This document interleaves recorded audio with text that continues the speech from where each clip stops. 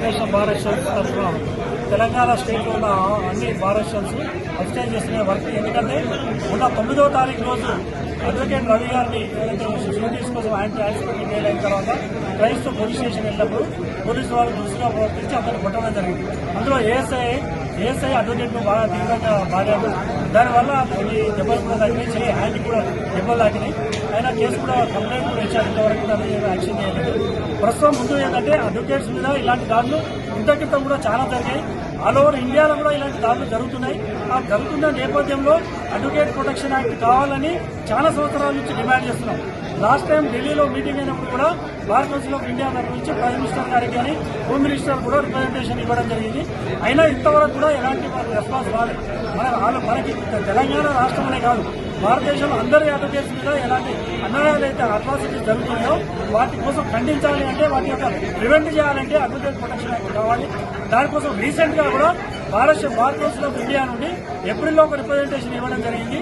అలాగే advocate protection act తో సహా అడ్వకేట్స్ కు హెల్త్ ఇన్సూరెన్స్ కావాలని కూడా బార్ కౌన్సిల్ ఆఫ్ ఇండియా నుంచి రిప్రజెంటేషన్ ఇవ్వడం జరిగింది.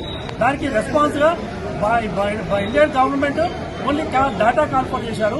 ఇన్సూరెన్స్ కోసం they are coming forward. But with regard to the protection Advocate protection Act ఇంతవరకు ఎలాంటి సమాధానం ఇవ్వలేదు.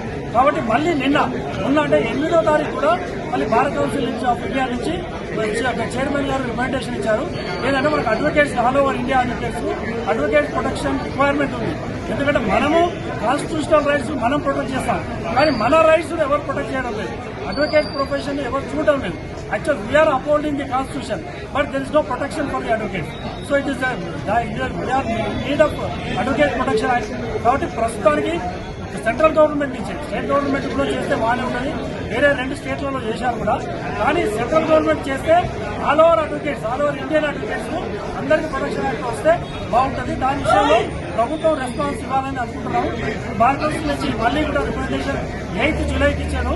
ఆ రిప్రజెంటేషన్ ఆన్సర్ రాకుంటే బార్ కౌన్సిల్ ఆఫ్ ఇండియానే నేషనల్ వైడ్ ఎడ్యుకేషన్ చేయాలని కూడా ఆలోచనలో ఉన్నాము. తర్వాత ఈ జూలై ఆగస్టు తర్వాత ఏదైనా మళ్ళీ ఇంప్రూవ్మెంట్స్ బట్టి మేము మళ్ళీ ముందుకు వస్తాం. మా కార్యాచరణ కూడా అందరికీ తెలియజేస్తాం.